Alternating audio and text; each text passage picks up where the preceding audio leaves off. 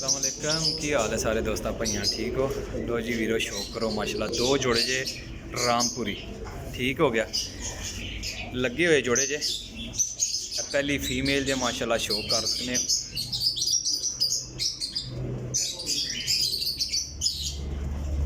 जेडे भरा की समझ च आ जान वो मेरे नाल रबता कर सकता 0307 15 39 639 मेरा व्हाट्सअप नंबर जे कॉल ज़्यादा कोशिश किया करो कि व्हाट्सअप पर आ जाया करो माशाल्लाह ए नार जे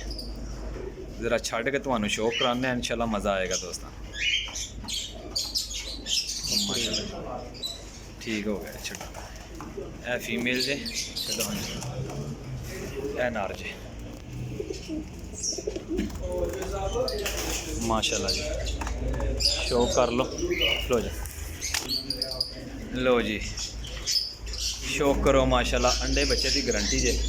ते बाकी अपने भरावां दे नसीब ने ते जोड़ियां च कोई शक होया तो कमेंट भी जरूर दस देना इंशाल्लाह साडी तरफों इन्हां जोड़ियां शक नहीं होएगा शक वाली गुंजाइश ही नहीं होएगी इंशाल्लाह इंज दे जोड़े होणगे कालियां पल्लियां विच भी बच्चे बनांदे जे भी तुहानू दस छड़िए ते चिट्टियां पल्लियां विच भी बनांदे ते काले गाटियां विच ठीक हो गया कालियां दुम्मा काले गाटे जोड़ा नंबर 1 जे ए जनाब जोड़ा नंबर 2 जे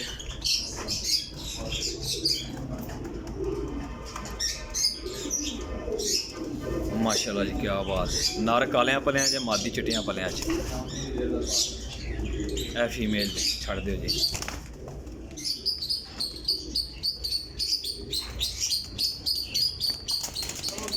एक है जोड़ा जी खड़ियां तख्तियां के कबूतर होणगे 19-20 का फर्क नहीं जी होने लगा जेडे दोस्त भाई की समझ च आ जाएंगे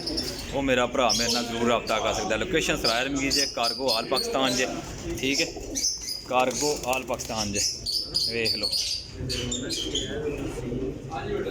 माशाल्लाह जी क्या बात है कबूतर इंशाल्लाह कबूतरों के पुत्र होणगे इंशाल्लाह ते बड़े अच्छे यार कबूतर जे बड़ी तसल्ली वाले कबूतर जे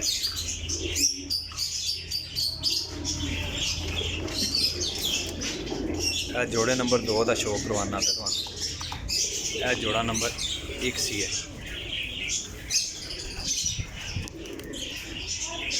देख लो चढ़ के मादी मगर लगे है कि जनाब के लिए निकल बार अंडे साढ़े को किराए चो लेकिन सानू जरूरत नहीं होंदी है इस गल्ले जनाब असी तो देना ही होंदा जे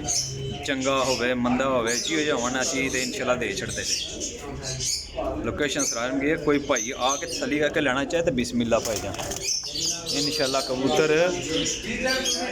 बड़े ही आला कबूतर होंगे माशाल्लाह जी